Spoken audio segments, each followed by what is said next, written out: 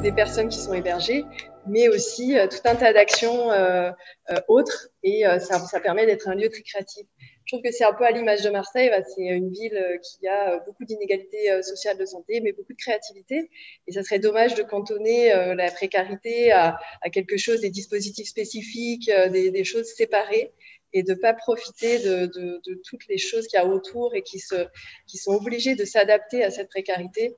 Tout ça, ça peut vraiment nourrir des pratiques d'ailleurs. Ça serait dommage qu'il y ait d'un côté des actions evidence-based et avec un public au seuil, et puis de l'autre, des personnes qui ont vraiment besoin des meilleurs soins et qui n'ont pas accès. Je pense qu'on va beaucoup parler d'accessibilité des soins, d'accessibilité des choses. Ce qui marche pour les personnes précaires, ça marche aussi pour les personnes qui ne sont pas précaires. Avoir une approche globale, avoir une approche horizontale, le rétablissement, c'est vraiment des choses, voilà, à Marseille, le rétablissement, c'est très lié avec la précarité. Mais ça peut aussi diffuser, évidemment, partout ailleurs pour d'autres types de publics.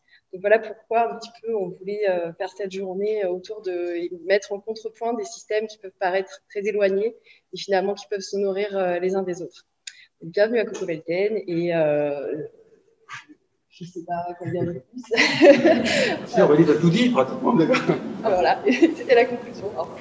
Merci beaucoup.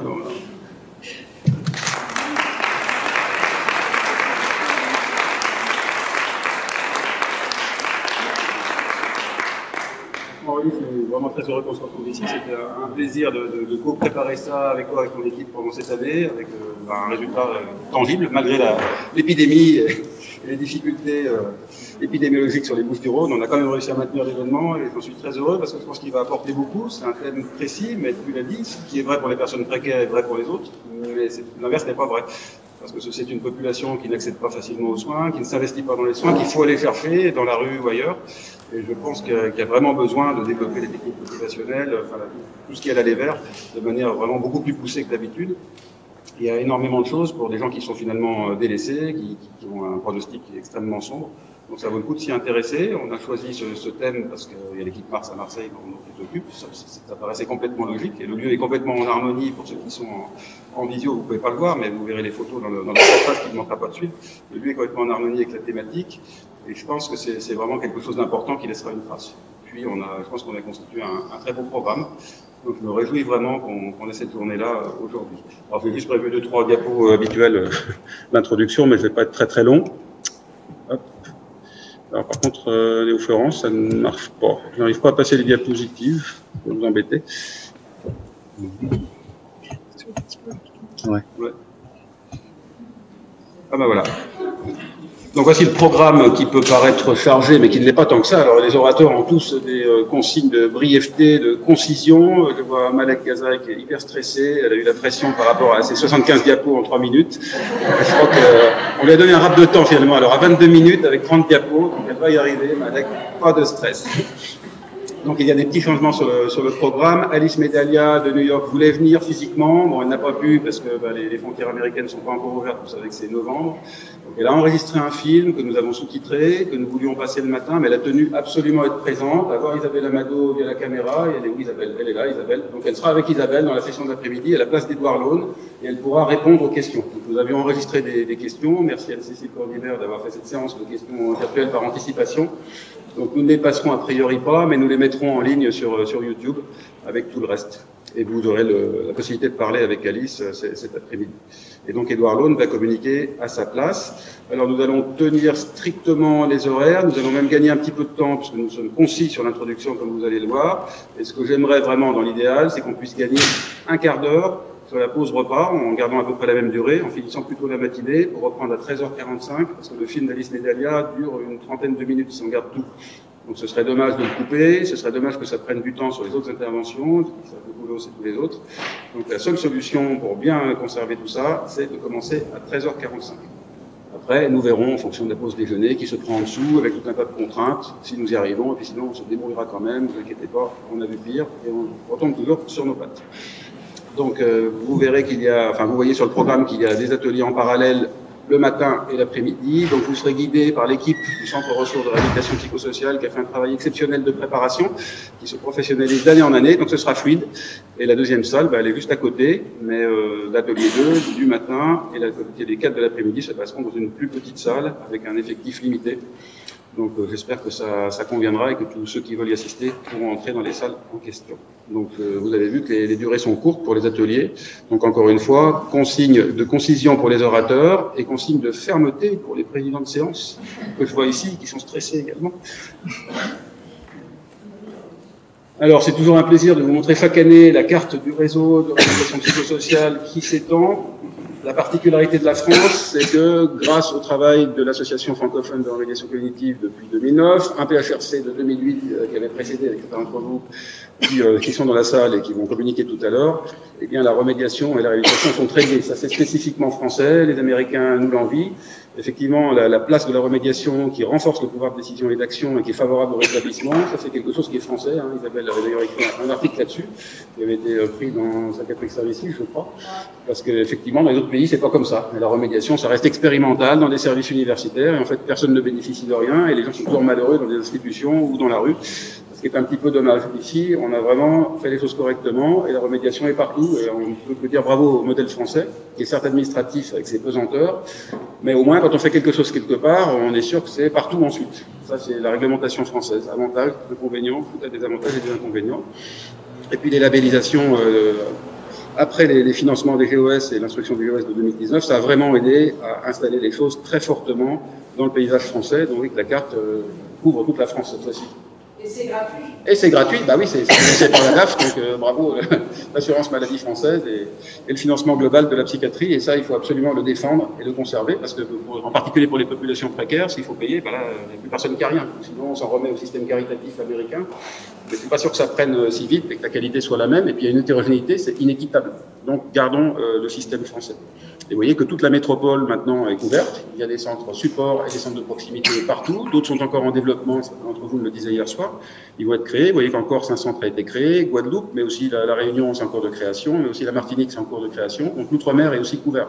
Tout le territoire français, métropolitain ou ultramarin, est complètement couvert avec un développement. Donc ça, c'est vraiment très très plaisant parce que ça n'a pas pris si longtemps. Je me rappelle la première fois que j'ai vu la DGOS pour parler de ça, c'était peut-être entre 2005 et 2007, qui me disait, mais regardez, vous avez 300 par-ci par-là, c'est rien du tout, c'est pas juste. Pourquoi les gens ne sont pas soignés correctement, puisqu'il y a des preuves scientifiques de l'efficacité de ces techniques.